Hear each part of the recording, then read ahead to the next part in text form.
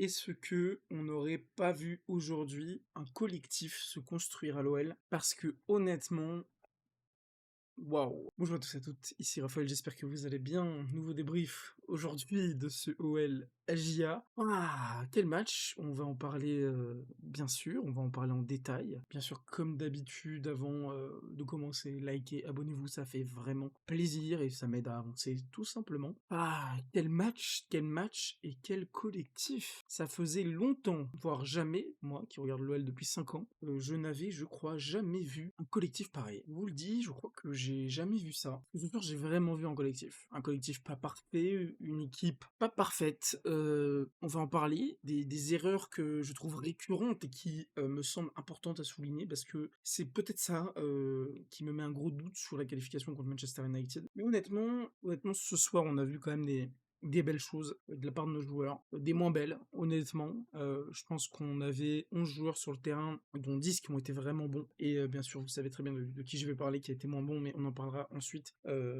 Parce qu'on va pas commencer par lui, on va commencer comme d'habitude par Lucas Perry, qui honnêtement sur ce match n'a rien à faire. Pour moi, il doit arrêter. Après, elle va très vite, mais il se couche en pensant, enfin, en tout cas, il va aller à terre alors que assez vite, même s'il est grand, parce qu'il pensait que le tir allait peut-être être un peu moins puissant. Le tir est vraiment très très très très beau.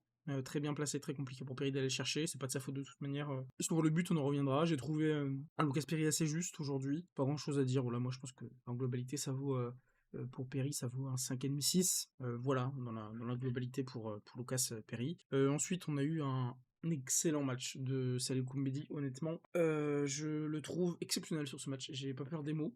Il a vraiment été pour moi une des pierres angulaires des 3 buts. Honnêtement, alors peut-être moins sur le premier, mais sur les deux autres, sur le but de Ryan, honnêtement, il nous fait une sorte de crochet pour aller à l'intérieur de la surface, pour faire une très belle passe à Tolisso qui la remet extrêmement bien à Cherki. C'est tout vraiment bien joué, tout est en finesse, tout est vraiment superbe. Même sur le but de la casette, on le retrouve encore, en passe clé, etc.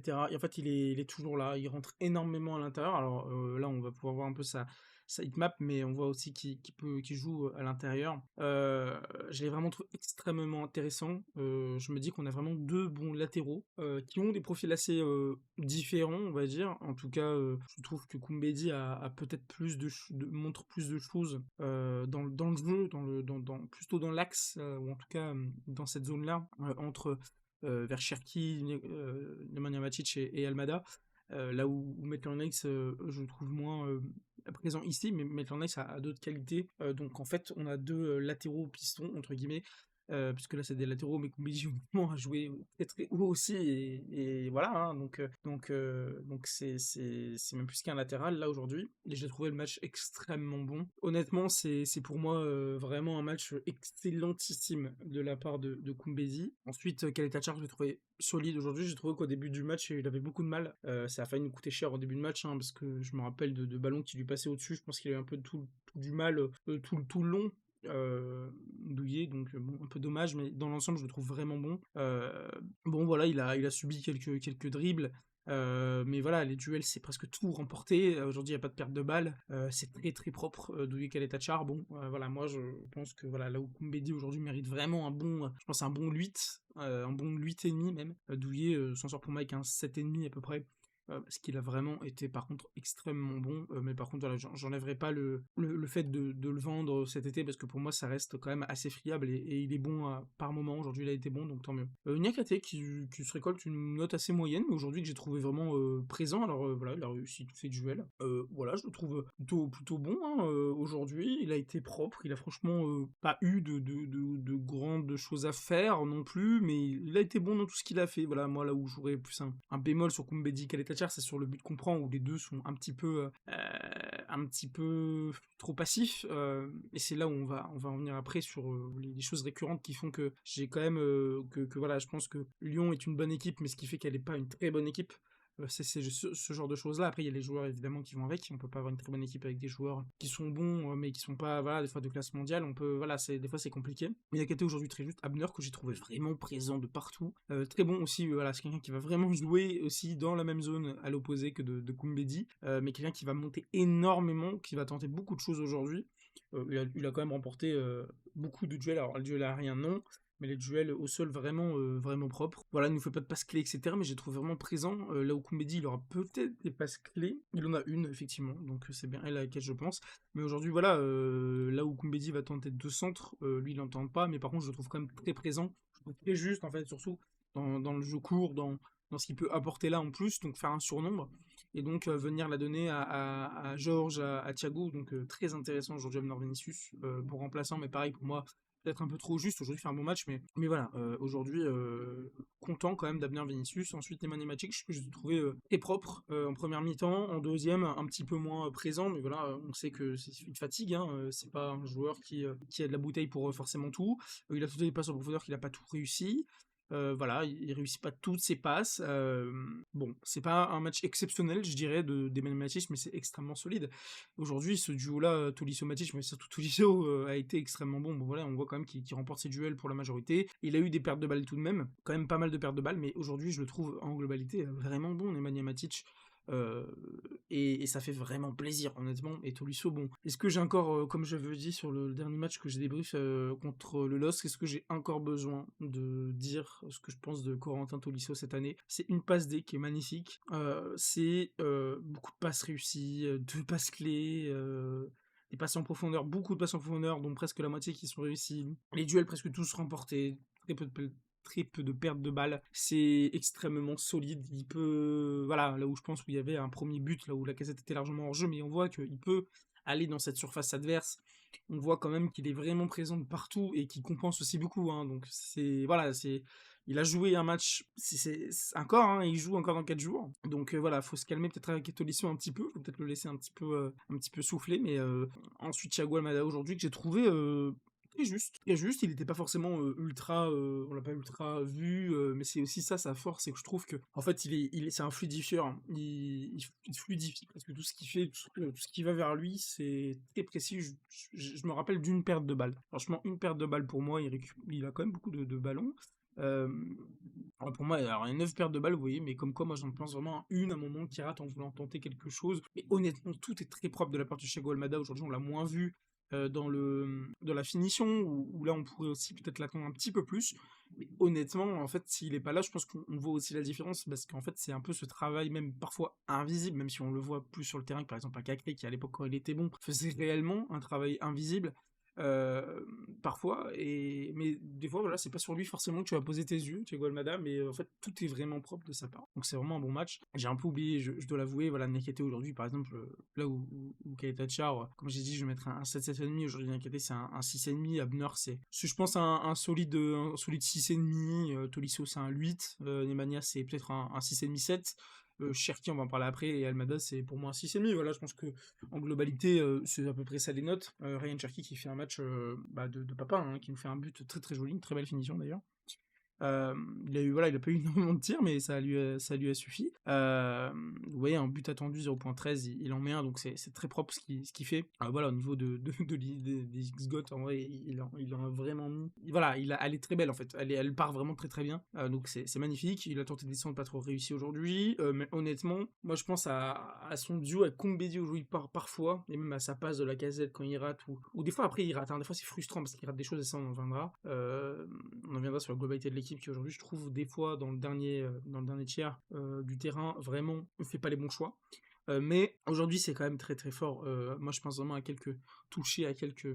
C'est incroyable quoi. La sortie de balle qu'il a ici sur le côté avec Koumbedi, ici où il veut lui mettre une sorte de talonnade, et bam bam bam ça repart très vite derrière, bah c'est magnifique en fait, et alors que Cherki est pris par 2-3 joueurs, donc c'est voilà, là Cherki aujourd'hui c'est pour moi l'homme du match avec Koumbedi. Ce côté aujourd'hui a extrêmement bien marché, donc bravo à lui. Georges Mikotadze qui pour moi aussi a fait un match extrêmement solide. C'est vraiment une passe D et un but. C'est que dire. Voilà, bon, il fait un tir qui est presque avec son penalty inarrêtable, touché pourtant par le gardien en face, Léon. Parce que voilà, en soi, je trouve qu'il est bien tiré, mais c'est à la limite. C'est vraiment à la limite. Mais voilà, il arrive à s'obtenir un penalty magnifique sur une passe de Tolisso qui est incroyable, disons-le, elle est incroyable cette passe de Corentin Tolisso. Il regarde, il arrive à avoir la balle d'un coup, c'est magnifique, et là il nous l'élimine en deux temps 3 mouvements, Mikotadze, donc c'est vraiment, vraiment de très haut niveau ce que fait Mikotadze. Réellement, c'est incroyable. Ensuite, Alexandre Lacazette, c'est là où on va avoir un peu de mal aujourd'hui. C'est que il a eu énormément d'occasions. Je pense au tir qu'il met sur le poteau à 0,61. Ici, il tente une sorte de louche. Pas compris, alors qu'il y avait genre 3 gars après lui. Ici, au lieu de tirer, il peut même la mettre sur Minko, ou même mettre juste un putain de pétard. Après, il y a un bel arrêt ici du gardien, mais pareil, il prend le ballon et il fait une touche de trop. Je comprends pas pourquoi il tire pas, il l'allume. Bon, après, il met le but à la fin. Heureusement qu'il vient à minima sauver son match, là où voilà, Ryan Cherki aujourd'hui va mériter, honnêtement, là c'est un 8, un bon 8, Almada, comme j'ai dit, un 6,5, et Nico aussi un bon 8, 8,5 même presque. La Casette aujourd'hui c'est un 5. 4,5, 5, et je vais mettre 4,5 je pense, moi qui suis en général généreux, honnêtement c'est que de choses ratées, et ça fait mal, hein, ça fait mal parce que la Casette de l'année dernière, bah voilà, je pense que t'en mets 3, je pense qu'à la mi-temps, d'être à 0-0, tu t'en tires à un 2-0, un 2-0 qui est pas immérité d'ailleurs, mais voilà, aujourd'hui on va dire que je vais pas être trop sévère parce qu'on a gagné, mais oui, la Casette ça commence à faire beaucoup, surtout que Cherki donne un ballon magnifique pour la case et qui fait cette touche de trop qui sert à rien. Voilà, à un moment il peut la donner à Miko aussi, Alex, et voilà, je pense que vraiment là c'était un tueur dans les cages, peu importe qui. La mi-temps, là la première elle se finit avec un 2-0 parce que le match a été pour l'Olympique Lyonnais. Et là où je veux en venir maintenant, c'est ces trucs récurrents de perte de balles au milieu qui font très peur. Alors je pense à une perte de balle de Corentin Tolisso, à une perte de balle de Lacazette qui ramène le but, hein. Lacazette qui a un ballon, donc au pire si t'as le ballon tu sais pas quoi en foutre, tu le balances, et tant pis en fait. Des fois je comprends pas pourquoi il y a pas ce truc là où on balance le ballon, tu n'y arrives pas, bombarde le ballon, tu l'envoies mais loin, et c'est pas la mort. Donc oui, aujourd'hui, moi voilà, je trouve qu'il y a toujours ces trucs là de perte de balles dans l'axe, qui sont vraiment extrêmement et qui sont vraiment extrêmement pénalisantes, et c'est là où pour moi l'OL doit passer un cap, c'est dans ces sortes de moments où il y a trop de facilité, où il y a le cerveau qui à un moment voilà part un petit peu à l'ouest, parce que Coco quand il perd ce genre de ballon, moi ça me fait chier, parce que honnêtement Corentin fait un match parfait sinon. Franchement ça m'embête, c'est des choses récurrentes qui étaient là sous Sage, qui sont là sous Fonseca. Donc oui, c'est embêtant, et c'est ça aussi qui me dit que contre Manchester United ça va être compliqué, parce que on n'aura pas le droit à ce genre d'erreur, parce que Manchester United a normalement quand même une meilleure force de frappe que la GIA, mais aujourd'hui ont perdu leur buteur, hein, pour qui ne savent pas, Manchester United, donc ça va être aussi compliqué. Moi, Manchester, honnêtement, je pense que c'est du 55-45 pour eux. C'est un match extrêmement serré pour le retour, qu'on le dise. Mais avant ça, je vais finir juste sur ça, avant qu'on parle de Manchester United et peut-être aussi de Fonseca. Les sorties de balles sont pour les trois quarts extrêmement propres. Sous ça, j'en envoyais quelques-unes, là on en voit presque tout le temps. Donc il faut remercier Pierre Sage pour ce travail-là, parce que Fonseca c'est la continuité de ce travail, mais c'est, je trouve, bien mieux que sous Pierre Sage, les sorties de balles. Moi franchement, même sur le match de Manchester United, j'ai pas fait de débrief, hein, parce que j'étais au stade, et voilà, je suis au Garage Nord, hein, donc c'est compliqué. Moi je chante plus que ce que je regarde le match, mais j'ai quand même une chose en tête, c'est à un moment, The United, je sais plus quand, désolé, mais il y a vraiment une sortie de balle qui dure, aller, il y a vraiment un pressing correct, parce qu'ils font pas vraiment des bons pressings Manchester United, mais un pressing qui est correct de la part de United, et pendant 20-25 secondes on est en bas, et hop on arrive à sortir, et là même si c'est plus rapide, c'est pas 25 secondes, mais il y a des sorties vraiment extrêmement fortes. Donc ouais, moi et surtout ce que je veux retenir, c'est cet état d'esprit, c'est ce collectif en fait aujourd'hui que j'ai l'impression qui est né, c'est ce truc là où allez, quand on marque, hop on se met tous ensemble, on parle, non les gars, hop allez, on peut fêter le but, mais c'est pas fini, on s'en prend un, allez pas grave, on met l'autre derrière, on en met un même pas 10 minutes après. Donc ouais, pour moi c'est vraiment ce truc là dans la tête qui est en mode allez, on n'abandonne pas les gars, on y va, et on se laisse pas faire, on se laisse pas marcher dessus, peu importe l'adversaire, peu importe ce que les gens peuvent dire de nous. Et la GIA, je vous rappelle que c'est quand même une équipe qui est presque invaincue chez elle. C'est une équipe qui ne perdait pas depuis 4-5 matchs. Donc ouais, faut pas minimiser la performance de l'OL, faut pas minimiser la performance de la GIA, que je trouve, surtout Diomandé, aujourd'hui, je trouve vraiment fait un bon match, même s'il se prend un jaune. Voilà, bravo à lui, il fait vraiment un bon match, là où Perrin aussi fait un bon match en face. Moi, je pense que la GIA, c'est pas une équipe si simple à manœuvrer. Beaucoup d'équipes se sont cassées les dents. Aujourd'hui, en termes de pur classement, faut quand même se rendre compte que l'OL fait un coup énorme. C'est-à-dire qu'on revient à 2 points de la deuxième place, on revient à la 4e place, donc à la Ligue des Champions, en tout cas à la qualificatif de Ligue des Champions. et que oui, on va affronter la SSE. Alors la SSE a fait nul aujourd'hui contre Brest, mais la SSE est complètement prenable, ne gagne plus du tout depuis très longtemps. À nous de creuser la tombe de la SSE.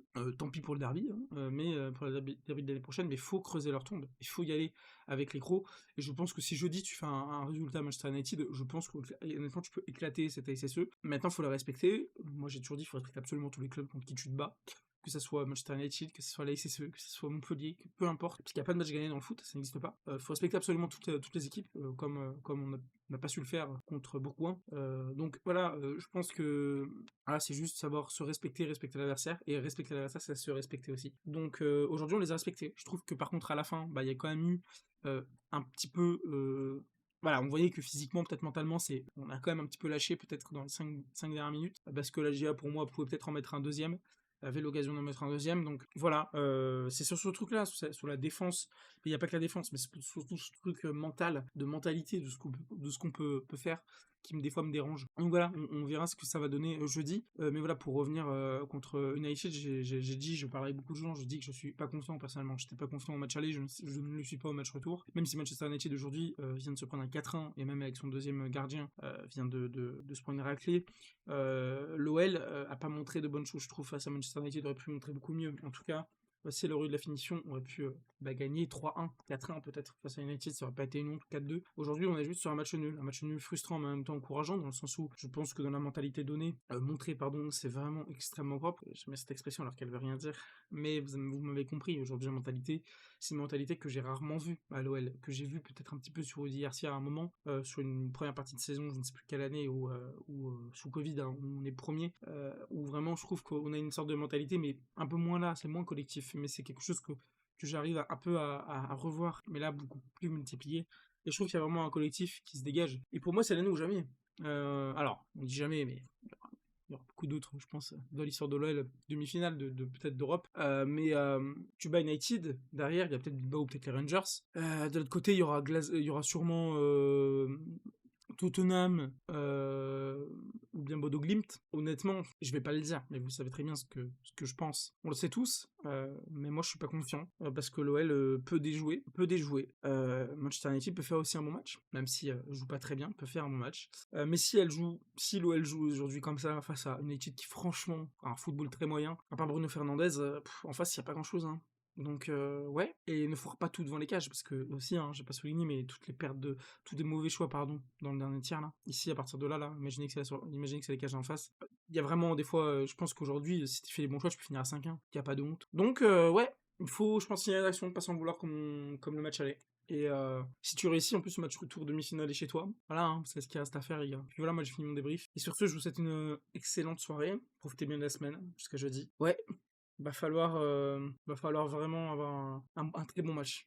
Mais je pense qu'on va venir avec la bonne mentalité. Maintenant, là où j'ai peur, c'est plus sur la finition, sur ce qu'on peut faire. Mais je pense qu'il va y avoir des gros discours. Et je pense que c'est un peu la coupe que mérite Lacazette, que mérite Cherki, que mérite Almada, que mérite Mikotadze, que mérite Tolisso, que mérite Matic, que mérite Kombedi, que mérite Maitland Niles, que mérite Kaletachar, que mérite Nekate, que mérite Vinicius, que mérite Perry, que mérite Akwaku, que mérite absolument tout le monde. Je pense que cette équipe me la mérite, qui a un vrai mérite, quelque chose de vraiment collectivement grand, que j'ai vraiment rarement vu. Voilà, merci à vous, et puis au prochain débrief. Si au prochain débrief je suis heureux, c'est que on l'a fait. Ciao tout le monde.